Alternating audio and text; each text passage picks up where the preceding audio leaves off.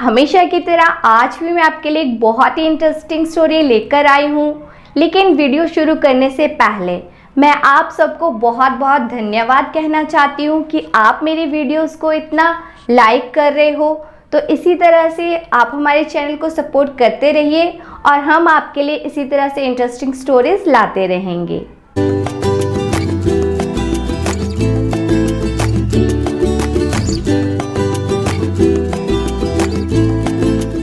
बहुत समय पहले की बात है। एक गांव में एक नवयुवक रहता था। वह बहुत ही हिष्ट पुष्ट और सुंदर था। उसके माता पिता दोनों मर चुके थे। बस एक बड़ा भाई था। युवक के पास माता पिता की दी हुई थोड़ी सी जमीन थी। उसी पर वह अपने भाई के साथ खेती करता था। युवक और उसका बड़ा भाई दोनों बहुत मेहनत करते थे। वे खेती किसानी के साथ ही मेहनत मजदूरी भी करते थे। लेकिन इतना सब करने के बाद भी दोनों का गुजर बसर बहुत ही कठिनाई से होता था। एक बार युवक गांव के जमींदार के खेतों में पानी दे रहा था। सुबह का समय था। जमींदार के खेत गांव के बाहर थे और खेतों के पास एक बड़ा सा मैदान था। मेलों और त्योहारों के समय गांव के लोग इसी मैदान में एकत्रित होते थे। कभी कभी इस मैदान में बंजारे भी आ जाते थे और अपना डेरा लगा लेते थे। बंजारे कुछ दिन गांव में रुकते और फिर आगे बढ़ जाते। जमींदार के खेतों में एक बड़ा कुआं था। युवक कुएं से पानी खींचता और पास की नाली में डाल देता। नाली खेतों के बीच से होकर गुजरती थी, अतः पानी खेतों में पहुंच जाता था। युवक पूरे तन मन से काम कर रहा था। अचानक उसे लगा कि कोई उसके पास खड़ा है। युवक ने पीछे मुड़कर देखा। उसके सामने एक बंजारन हाथ में मटका लिए खड़ी थी। युवक ने बंजारन को देखा तो देखता ही रह गया। बंजारन बहुत ही सुंदर थी। युवक ने आज तक कभी इतनी सुंदर लड़की नहीं देखी थी। बंजारन युवक को बड़ी देर से देख रही थी। उसने अपने जीवन में इतना हिष्ट पुष्ट और सुंदर युवक कभी नहीं देखा था। बंजारन युवक के पास पानी लेने आई थी, लेकिन वह उस पर इतनी मुग्ध हो गई कि पानी मांगना भूल गई थी और उसे एकटक देखे जा रही थी। युवक ने बंजारन को अपनी ओर प्यार भरी नजरों से एकटक घूरते हुए देखा तो घबरा गया। उसके हाथ से रस्सी छूट गई और बाल्टी सहित कुएं में जा गिरी। बंजारन ने युवक की यह स्थिति देखी तो खिलखिलाकर हंस पड़ी। उसने युवक से कोई बात नहीं की और दौड़ती हुई अपने डेरे में आ गई। उसने डेरे से एक पतली रस्सी और कांटा उठाया और युवक के पास वापस पहुंच गई। युवक अब अपने पर पूरी तरह नियंत्रण कर चुका था। वह मुस्कुरा रहा था और बंजारन को बड़े प्यार से देख रहा था। बंजारन ने कांटा कुएं के भीतर डाला और कुछ ही क्षणों में रस्सी और बाल्टी बाहर निकाल दी। युवक बंजारन की आंखों की भाषा समझ चुका था। उसने बंजारन का घड़ा भरा और बिना कोई बात किए रस्सी बाल्टी लेकर अपने घर आ गया। युवक को रात भर नींद नहीं आई। वह सारी रात आंखें बंद किए बंजारन के बारे में सोचता रहा। बंजारन बहुत सुंदर थी।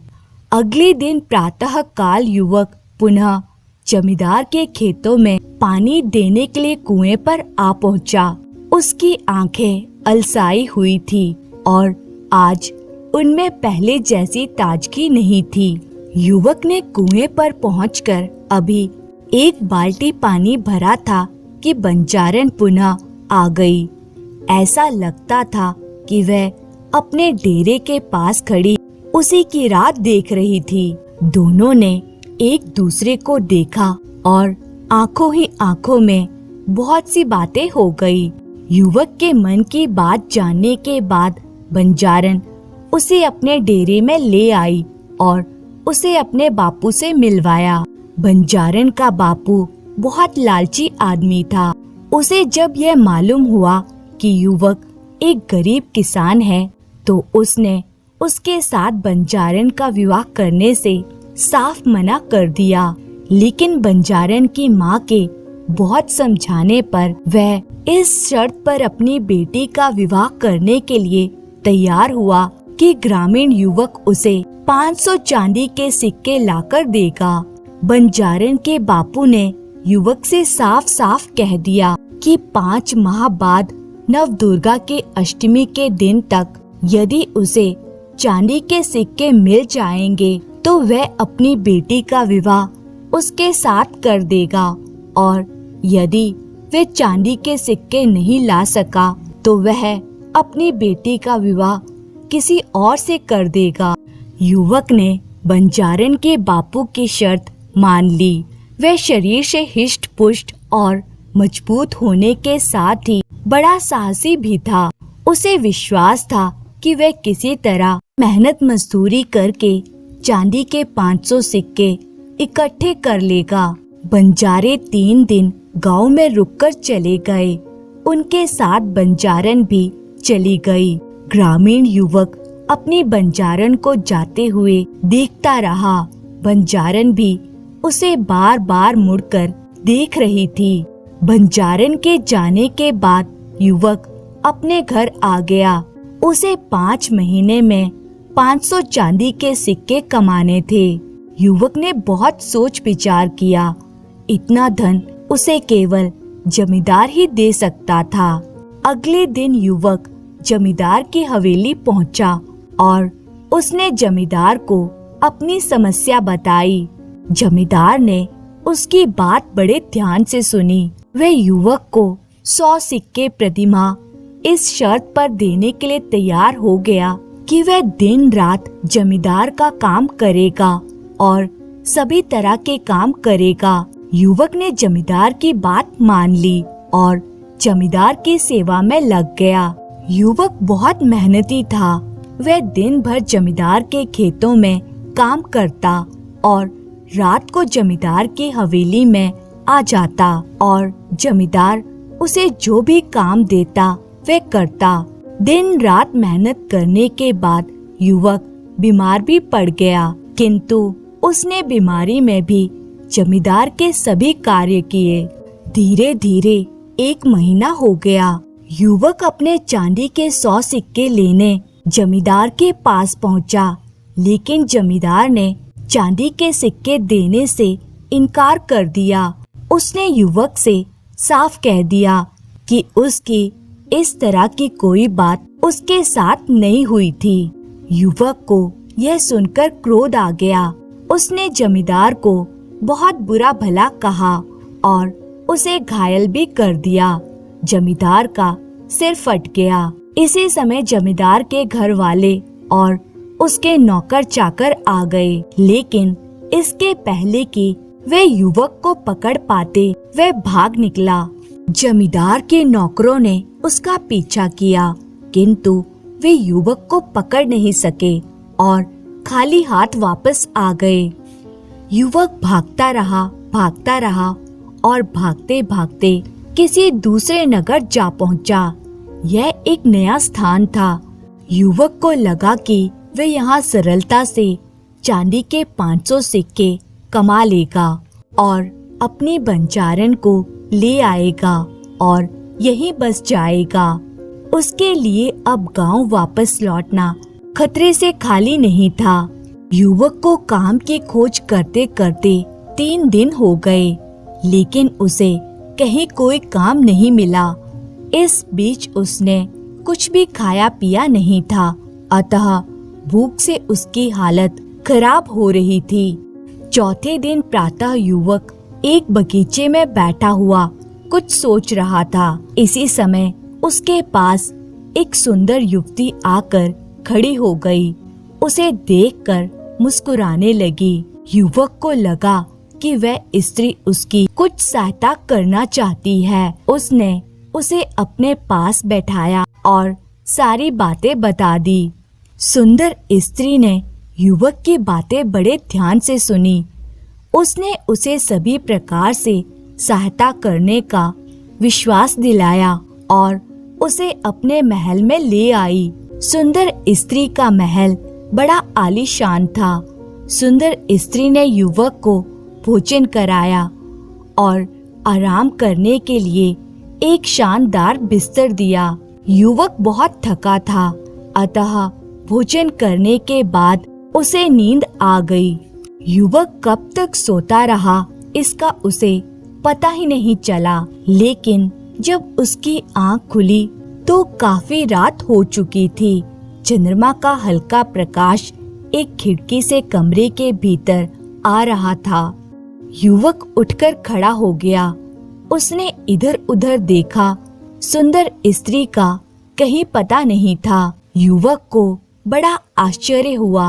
अचानक युवक के कानों से सुंदर स्त्री के गाने की आवाज टकराई। इस आवाज में गजब का आकर्षण था।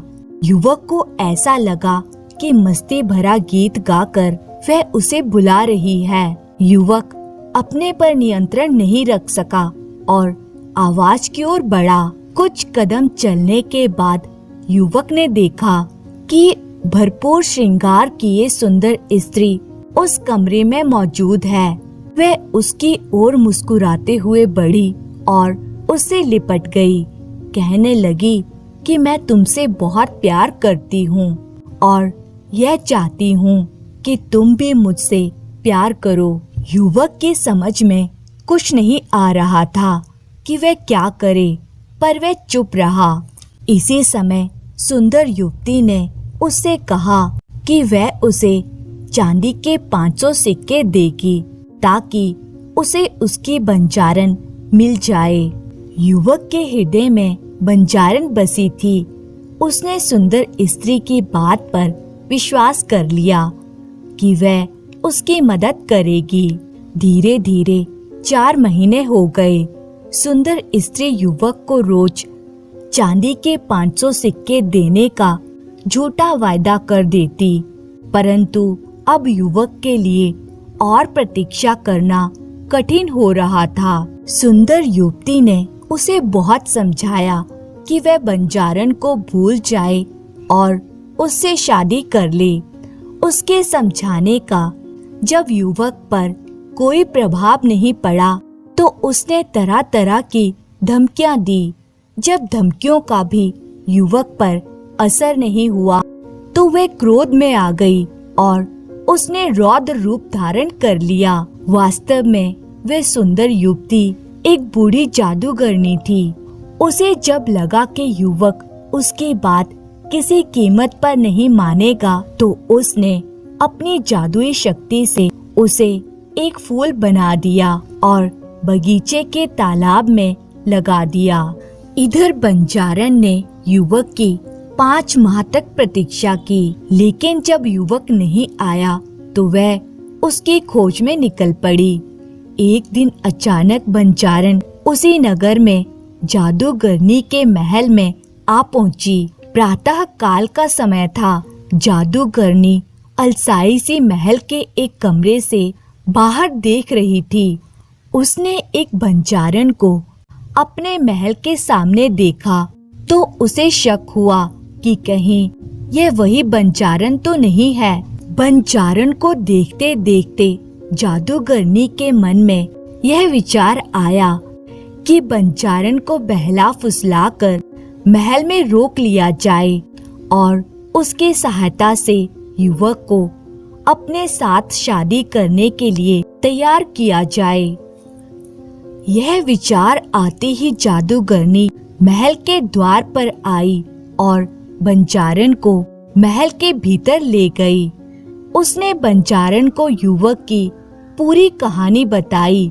उसने बंजारन को यह भी विश्वास दिलाया कि वह आज की रात ही उसे उसके प्रेमी से मिलवा देगी, लेकिन उसने उसे यह नहीं बताया कि उसने युवक को कमल का फूल बनाकर बगीचे के तालाब में लगा दिया है। सुंदर स्त्री की बात सुनकर बंजारन खुश हो गई। उसे लगा कि सामने खड़ी स्त्री एक देवी है और वे उसकी इच्छा अवश्य पूरी कर देगी। जादूगरनी ने बंजारन से दिन भर अच्छी अच्छी बातें की और उसके प्रेमी युवक की बहुत प्रशंसा की। उसे जब लगा कि बंजारन उसके जाल में पूरी तरह फंस चुकी है, तो उसने बंजारन से कहा कि वह भी उस युवक को बहुत प्यार करती है, अतः दोनों को उसका प्यार बराबर बराबर मिलना चाहिए। बंजारन को जादूगरनी से ऐसी आशा नहीं थी। वह सब कुछ बांट सकती थी, लेकिन अपना प्यार नहीं बांट सकती थी। वह अपना प्यार पाने के लिए ही अपना घर बार छोड़कर आई थी। जादूगरनी ने बंजारन को समझाने का बहुत प्रयास किया, किंतु बंजारन नहीं मानी और भड़क उठी। जादूगरनी को भी क्रोध आ गया। उसने अपने जादू से बंजारन को एक कीड़ा बना दिया। बंजारन को सब समझते देर नहीं लगी, लेकिन अब बहुत देर हो चुकी थी। फिर भी वह खिड़की के रास्ते महल से बाहर आ गई। इसी समय कीड़ा बनी बंजारन के कानों से उसके प्रेमी युवक की आवाज टकराई। यह आवाज उसे अपने पास बुला रही थी। बंजारन ने इधर उधर देखा। यह आवाज महल के तालाब में खिल रहे एक कमल से आ रही थी। बंजारन के समझ में सब आ गया। जादूगरनी ने उसके प्रेमी को कमल का फूल बना दिया था। वह तेजी से कमल के पास पहुंची और उसमें समा गई। इसी समय खिला हुआ कमल बंद हो गया। जादूगरनी बहुत क्रोध में थी।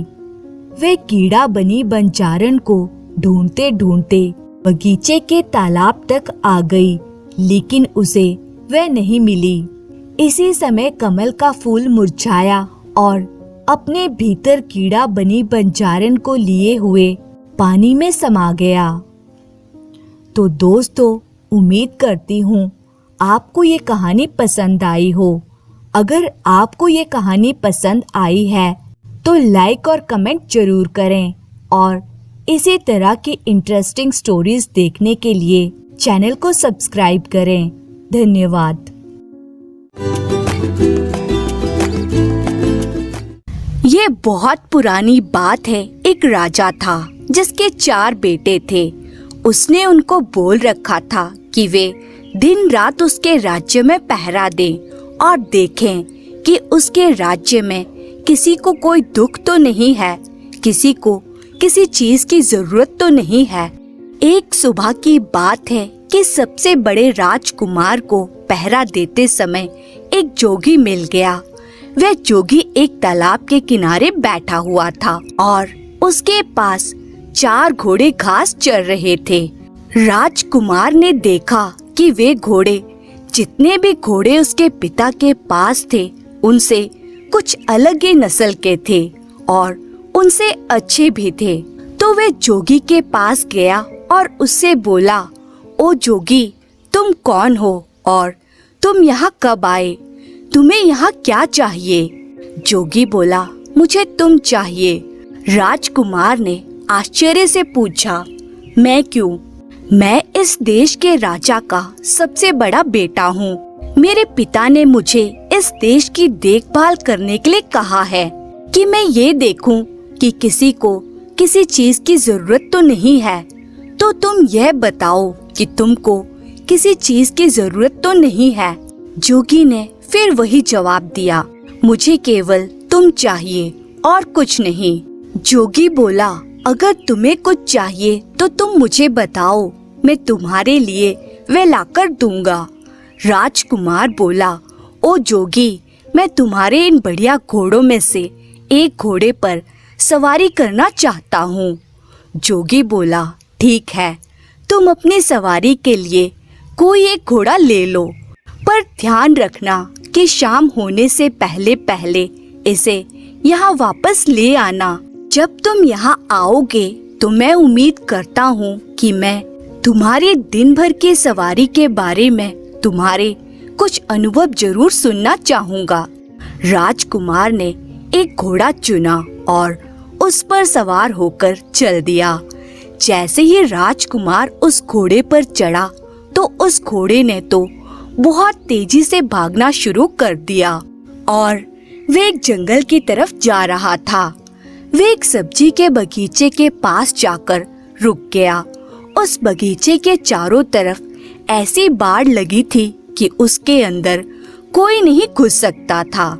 राजकुमार जंगल की तरफ कुछ दूर और गया और फिर वहां से लौटने लगा। जब वे वापस लौट रहा था तो उसने देखा उस सब्जी के बगीचे के बाड़ में लगे सारे डंडे हंसिया बन गए हैं और बगीचे में से सब्जियां काट रहे हैं। यह देखकर उसे आश्चर्य तो बहुत हुआ, पर उसकी वजह उसकी समझ में नहीं आई कि ऐसा कैसे हुआ। वे वहां से चलकर जोगी के पास आ गया।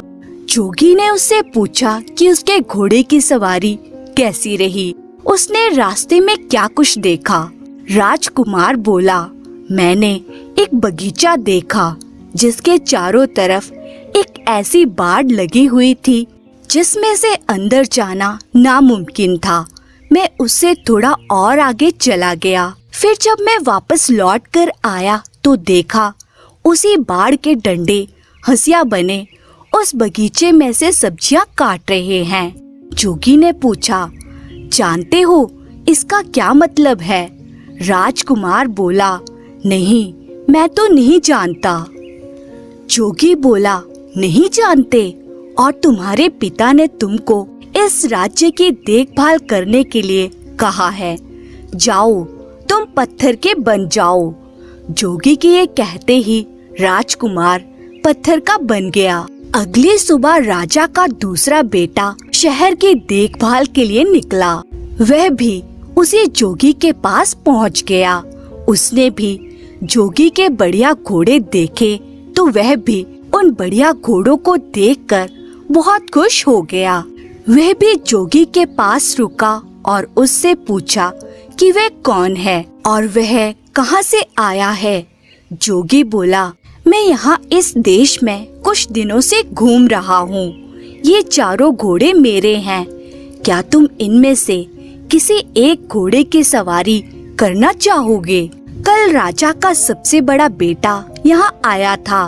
उसने इनमें से एक घोड़े की सवारी की थी, पर जब वह वापस आया तो जो कुछ उसने रास्ते में देखा था वह उसका मतलब मुझे समझा न सका, इसीलिए मैंने उसको पत्थर का बना दिया। राजकुमार बोला, अच्छा, मगर उसने ऐसा क्या देखा जिसे वह तुम्हें समझा नहीं सका? तब जोगी ने उसे बताया कि उसने क्या देखा था और ये वादा किया कि अगर वह इस बात को उसे समझा सका कि वे डंडे हंसिया में क्यों बदल गए थे तो वह उसके भाई को जिंदा कर देगा। राजकुमार बोला, जोगी, तुमने तो ये बहुत ही मुश्किल सवाल पूछ लिया। जब मैंने उसे देखा ही नहीं जिसके बारे में तुम मुझसे पूछ रहे हो, तो मैं उसे तुम्हें कैसे समझा सकता हूँ?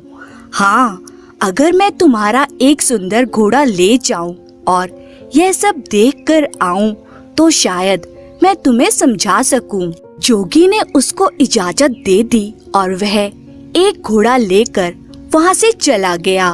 वह घोड़ा भी उसको एक जंगल की तरफ ले गया। वहां जाकर उसने देखा कि नई पैदा हुई बछड़ी अपनी माँ को दूध पिला रही थी।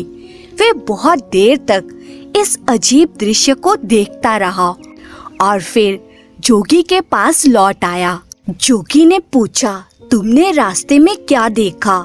राजकुमार ने उसे बताया कि उसने देखा कि नई पैदा हुई बछड़ी अपनी माँ को दूध पिला रही थी। जोगी ने उससे भी पूछा, क्या तुम बता सकते हो कि इसका क्या मतलब हुआ? राजकुमार बोला, मैं नहीं जानता। राजकुमार उसके इस सवाल का जवाब नहीं दे पाया और उसने उसे भी पत्थर का बना दिया। तीसरी सुबह तीसरा राजकुमार शहर की देखभाल के लिए निकला और वह भी जोगी के पास आया।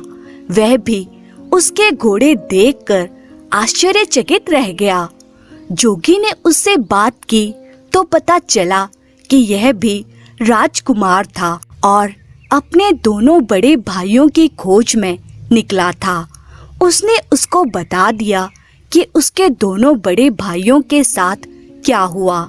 फिर उसने बाद में उससे यह भी कहा कि वह उसके दोनों भाइयों को जिंदा कर देगा अगर वह यह बता दे कि बाड़े के डंडे हंसिया में क्यों बदल गए थे और नई पैदा हुई बछड़ी अपनी माँ को दूध क्यों पिला रही थी। राजकुमार बोला, बहुत बहुत धन्यवाद। अगर आप मुझे अपना एक घोड़ा दे दें तो मैं इन अजीब चीजों को देखकर आ सकता हूँ और तब शायद इसका मतलब आपको समझा सकूं। जोगी बोला, हाँ हाँ क्यों नहीं, तुम मेरा घोड़ा ले जा सकते हो। राजकुमार ने एक घोड़ा लिया और उस पर सवार होकर चल दिया। वह घोड़ा भी उसको जंगल की तरफ ले गया, जहाँ उसने देखा कि एक आदमी अपनी पीठ पर लकड़ियाँ लादे लिए जा रहा है। वह केवल उन्हीं लकड़ियों से संतुष्ट नहीं है जो उसने इकट्ठी कर ली हैं, बल्कि वह रास्ते में पड़ी और भी लकड़ियाँ उठाता जा रहा है। राजकुमार ने सोचा, इसका क्या मतलब हो सकता है। जब मैं जोगी के पास पहुंचूंगा तो मैं जोगी को इसका क्या मतलब बताऊंगा। अफसोस यह राजकुमार भी इस दृश्य का मतलब समझाने में नाकामयाब रहा और जोगी ने इसको भी पत्थर में बदल दिया। अगली सुबह राजा का चौथा और आखिरी बेटा शहर के देखभाल के लिए और अपने भाइयों को ढूंढने के लिए निकला तो वह भी जोगी के पास आ पहुंचा। उसने जोगी को प्रणाम किया और उससे पूछा कि क्या उसने उसके 3 भाइयों को देखा है। जोगी बोला, हाँ देखा है, कहकर उसने एक तरफ इशारा करते हुए उससे कहा कि देखो तुम्हारे तीनों भाई ये खड़े हैं। मैंने ही उनको पत्थरों में बदल दिया है क्योंकि उन्होंने पास के जंगल में जो कुछ देखा था वे उनको मुझे समझा नहीं सके, पर मैं उनको जिंदा कर सकता हूँ अगर तुम मुझे उन सब का मतलब समझा दो तो। इसके बाद उसने उन राजकुमारों द्वारा देखे हुए तीनों दृश्य उसको बता दिए। राजकुमार बोला, अगर आप मुझे अपना एक घोड़ा सवारी के लिए दे दें तो शायद मैं उनका मतलब बता सकूं। मैं खुद उस जंगल में जाकर उनको देखना चाहता हूँ। जोगी ने उसको इजाजत दे दी और राजकुमार उन घोड़ों में से एक घोड़ा लेकर जंगल की तरफ चल दिया। जब वह जंगल में पहुंचा तो वहाँ उसने एक तालाब देखा जिसमें से पानी बह बह कर निकलकर दूसरे तालाबों को भर रहा था। उस समय वह बड़ा बाला तालाब खाली था क्योंकि उसका सारा पानी उन छोटे तालाबों को भरने में लग चुका था। शाम को जब वह जोगी के पास लौटा तो जोगी ने उससे भी वही सवाल किया कि उसने रास्ते में क्या देखा और उसका क्या मतलब था। यह राजकुमार भी जोगी के इस सवाल का जवाब देने में नाकामयाब रहा तो जोगी ने इसको भी पत्थर में बदल दिया। जब राजा को पता चला कि कई दिनों से उसके चारों बेटों में से किसी का भी कोई पता नहीं है तो उसको शक हुआ कि उसके बेटों पर जरूर ही कोई मुसीबत आ पड़ी है। अब वे खुद उनको ढूंढने के लिए निकल पड़ा। ढूंढते ढूंढते वह भी जोगी के पास आया। उसने भी जोगी से पूछा, जोगी जी, क्या आपने मेरे चारों बेटों को कहीं देखा है? जोगी ने एक तरफ खड़ी 4 पत्थर की मूर्तियों की तरफ इशारा कर दिया। राजा यह देखकर सकते में आ गया। जोगी बोला, मैंने ही उनको पत्थरों में बदल दिया है, क्योंकि वे मुझे जंगल में देखे हुए कुछ दृश्यों के मतलब नहीं समझा सके। फिर भी मैं उनको जिंदा कर सकता हूँ, अगर आप उनका मतलब मुझे समझा दो तो। राजा बोला, अगर आप मुझे यह बता सके कि उन्होंने क्या देखा है जिसको वे आपको नहीं समझा सके, तो शायद मैं उसका मतलब आपको समझाने की कोशिश कर सकूं। तब जोगी बोला, राजन, तुम्हारे सबसे बड़े बेटे ने जंगल में एक सब्जी का बगीचा देखा जिसके चारों तरफ ऐसी बाड़ लगी थी जिसको पार कर उसके अंदर जाना नामुमकिन था। पर जब वे वहाँ से लौटा तो उसने देखा कि उस बाड़ के डंडे हंसिया बनकर उस बगीचे की सब्जी काट रहे हैं। इसका क्या मतलब है? राजा बोला, यह एक ऐसे आदमी की तस्वीर है जिसके पास कुछ पैसा सुरक्षा के लिए रखा गया हो, और जब उस पैसे का मालिक अपना पैसा उससे वापस मांगने आया हो तो उस आदमी ने उसके पैसे को या तो कहीं छिपा दिया हो या फिर उसे खर्च कर दिया हो, जिससे कि उस पैसे के मालिक को उसका पैसा ना मिल पा रहा हो। जैसे ही राजा ने अपना वाक्य पूरा किया कि उसका बड़ा बेटा उसके सामने जिंदा और तंदुरुस्त खड़ा हो गया, जोगी ने अपना दूसरा सवाल किया, तुम्हारे दूसरे बेटे ने एक नई पैदा हुई बछड़ी को अपनी माँ को दूध पिलाते हुए देखा, इसका क्या मतलब है? राजा बोला, बड़ी अजीब सी बात है कि उसको यह देखकर किसी ऐसी स्त्री की याद नहीं आई जो अपनी बेटी की कमाई पर जिंदा रहती हो। राजा की ये कहते ही उसका दूसरा बेटा भी जिंदा होकर उसके सामने आ खड़ा हुआ। तब जोगी ने अपना तीसरा सवाल पूछा, राजन, तुम्हारे तीसरे बेटे ने एक ऐसे आदमी को देखा जो अपनी पीठ पर लकड़ियां लादे लिए जा रहा था। वे अपने उस ढेर से संतुष्ट नहीं था और रास्ते में उसको और जो लकड़ियां मिलती जा रही थी वह उनको भी उठाता जा रहा था। इसका क्या मतलब है?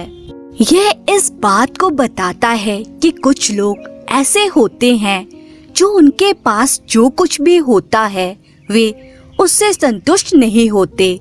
उनको हमेशा ही और ज्यादा पाने की इच्छा बनी रहती है।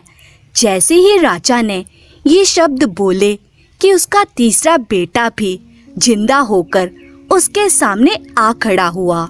अब जोगी ने अपना चौथा और आखिरी सवाल पूछा, राजन, तुम्हारे सबसे छोटे बेटे ने जंगल में एक तालाब देखा जिसने 6 दूसरे तालाबों को पानी देने के लिए अपने आप को खाली कर दिया।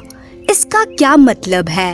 राजा बोला, जोगी जी, वे बड़ा तालाब दुनिया के उन आदमियों के समान है जो दूसरों को देने के लिए अपना सब कुछ खर्च कर देते हैं, पर बदले में उन्हें क्या मिलता है? कुछ भी नहीं। जैसे ही राजा यह बोला, उसका चौथा बेटा भी जिंदा होकर उसके सामने आ खड़ा हुआ। राजा और उसके चारों बेटे खुशी खुशी अपने महल वापस लौट आए। कुछ समय बाद ही राजा ने अपनी गद्दी छोड़कर अपना राज्य अपने बेटों को दे दिया और वह खुद जंगल में शांति से रहने चला गया। धन्यवाद।